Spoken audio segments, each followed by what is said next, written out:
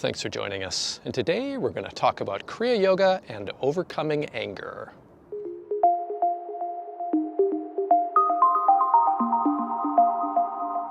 So anger, or krodha, is part of the defilements which are rooted in the taints. And the taints are the taints of greed, hatred, and delusion. The defilements have been likened to when you have a cloth that has been stained and you're going to dip it in dye. When you see that the cloth has dried, you can still see that the color is not completely uniform because the stain has affected the color. And likewise, when the defilements are within the mind, what happens is that they color the way that the mind sees things, and it can lead to a corresponding mindset. In the case of anger, this is towards the mindset to do harm to others. Now we can look at anger in terms of the links of dependent origination, which are basically the causal links of karma. When there is sense contact, there's a feeling that arises from the sense contact, and that feeling is rooted in craving.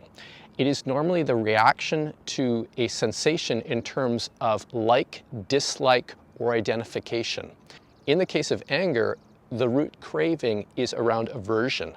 So this is the experience of I don't like something.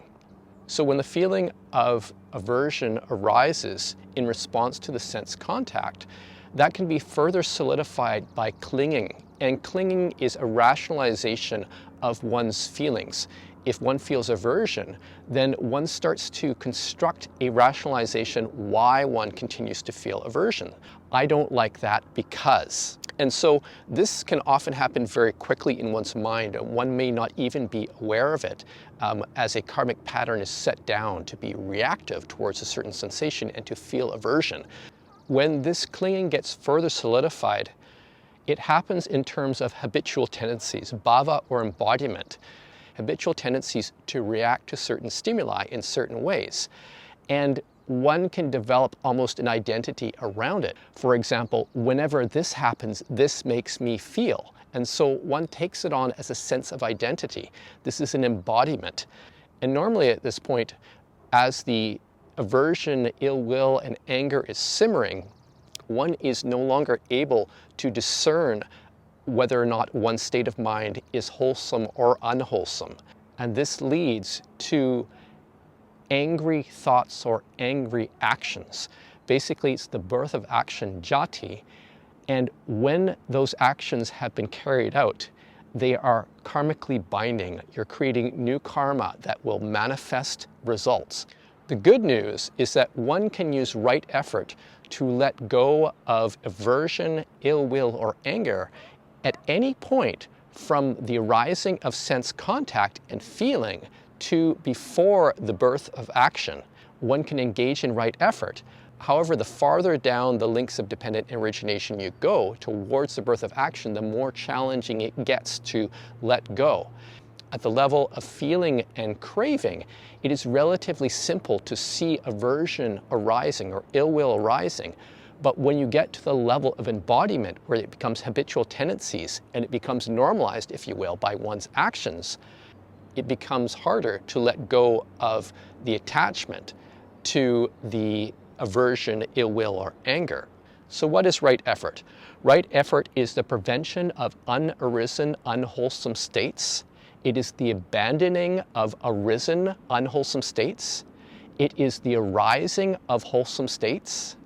And it is the perpetuation or continuance of arisen, wholesome states. And so right effort is done through three basic steps.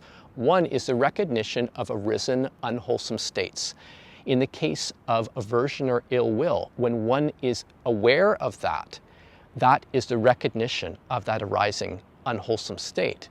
The second step is to let go, releasing tension in body and mind. When there is a arisen, unwholesome state, there is tension in body and mind, and you can feel it in your body. You can feel it in your mind. There's this tension there. If you're able to let go of it, you're leaving that unwholesome state on its own without feeding it with your attention. So you're letting it go. And the third step is to bring up a wholesome state of mind. So you can do that through the smile and the feeling of loving kindness. And loving kindness is this feeling of acceptance and goodwill towards oneself, towards others. So being able to engage in right effort is predicated on something very important, which is mindfulness. Mindfulness is remembering to observe how the mind's attention moves from one thing to the other. Normally what happens when the defilements arise and taint one's consciousness so that one reacts, for example, with aversion, ill will, or anger, it is because one is not aware that the mind's attention has moved from a state of wholesomeness to a state of unwholesomeness. So that defilement has colored one's consciousness and one is not aware of it. One is not following the way that the mind's attention moves. And so that is the thing, is that you need to train mindfulness. And mindfulness is something that you can develop as a skill in meditation, certainly in Kriya Yoga and any kind of meditation path. If you are aware of distractions that arise in meditation that take you away from your meditation object, and you can consistently see that process happening as it's happening, recognize it and remember to observe how the mind's attention moves from one thing to the other, you're developing the skill of mindfulness, and it has a direct effect on your ability to develop spiritually, because you start to see how unwholesome states arise. And having that mindfulness gives you a sense of clarity that something has arisen, that you're not suppressing it, that you're not identifying with it, but you're seeing it objectively. And then you use right effort to let it go. To recognize it, which is an aspect of mindfulness, to let go, releasing tension in body and mind, and then to return back to a wholesome state of mind. So that is the essence of right effort and using mindfulness as a tool to allow that process to happen. So the antidote, if you will, for anger is loving kindness. And loving kindness is something that can be developed in metta meditation, loving kindness meditation, a very simple meditation that can be added to any type of meditation practice where you allow the feeling of loving kindness to be present and to be the object of your meditation. So for Kriya yogis, they may decide to use this feeling of loving kindness during Paravasta, after they have done their Kriya Yoga techniques, and they're sitting sort of in the stillness, which we call Paravasta, the after effect poised state of Kriya, that one can engage in this feeling of loving kindness. And from there, using the right effort and to recognize arising thoughts and feelings in meditation that are not conducive to wholesome states of consciousness, and to let them go through right effort. So one of the advantages in Kriya Yoga is that you can swim up the karmic river, so to speak, where you can see arising thoughts and feelings that are rooted in the defilements, rooted in karmic seeds, closer to the source. And by seeing them close to the source, you are more objective because they haven't gotten to the level of embodiment where they are habitual tendencies. You're seeing them closer to their proto-thought form. As they arise, you learn to let them go. What this actually helps one to do is to let go of some of the old karma. And consequently, it starts to dissipate. And especially when those thoughts and feelings are flowing down the karmic river into your consciousness at whatever level you're at, if you can let them go, you aren't creating new binding karma, which then just creates more suffering for you and for others. And so then you can use this purification process to gradually let go of the attachment to aversion, ill will, and anger, and transform your spiritual life.